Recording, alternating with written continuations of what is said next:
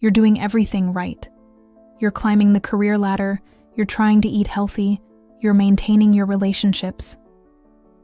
So why does it feel like you're losing? Why does it feel like you're running a race, but the finish line just keeps moving further away? If that sounds familiar, I want you to know, this feeling isn't a personal failure. It's a feature of a game you were never designed to win. Let's talk about who made the rules for this game and, more importantly, how you can finally quit playing. For most of my life, I was a hardcore player. I had this mental checklist for what success looked like, and I'd picked it up from the world around me without even realizing it. Get good grades, land the right job, have a packed social life, and maintain a wellness routine that was basically a part-time job. But instead of feeling fulfilled, I just felt busy and tired. So tired. This isn't a new game.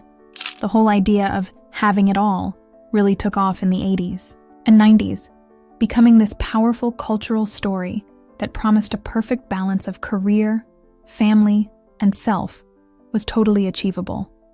The problem was, this promise conveniently left out the enormous trade-offs and sacrifices it required. Fast forward to today, and that ideal is supercharged by social media. We're hit with a daily storm of polished, curated highlight reels. We scroll past filtered photos and big career milestones, and it's almost impossible not to fall into the trap of comparing our real, messy lives to someone else's carefully crafted online brand. This pressure creates what some call the superwoman ideal, the expectation to be a high-achieving professional, a nurturing caregiver, and a flawless person all at once, which sets a bar for success that's impossibly high. Here's the thing. When you constantly measure yourself against an impossible standard, you're always going to feel like you're falling short. For me, the cost was burnout.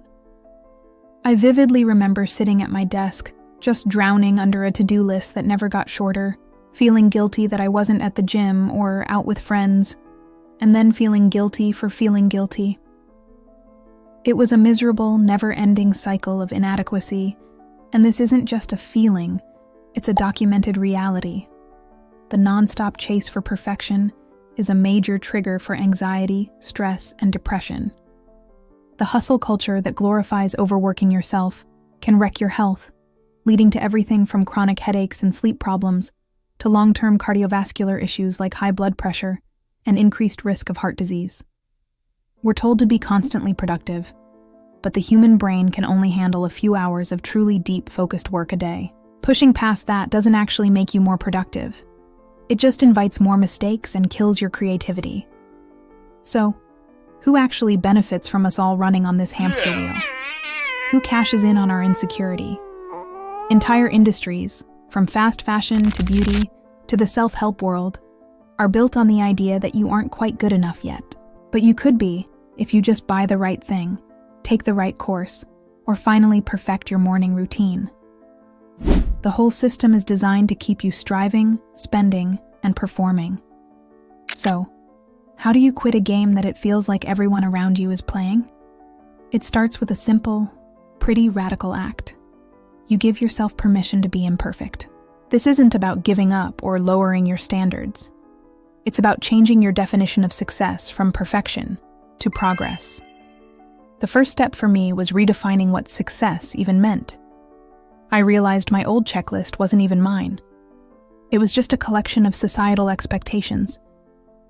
I decided that real success is building a life that reflects what's actually important to you.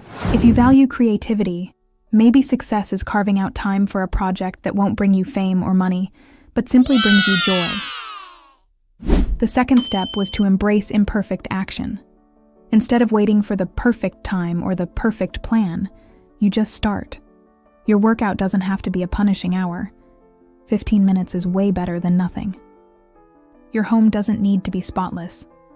Good enough is a perfectly fine place for it to be. The goal isn't to be flawless, it's just to move forward. Finally, and this is the most important one, you have to acknowledge the trade-offs.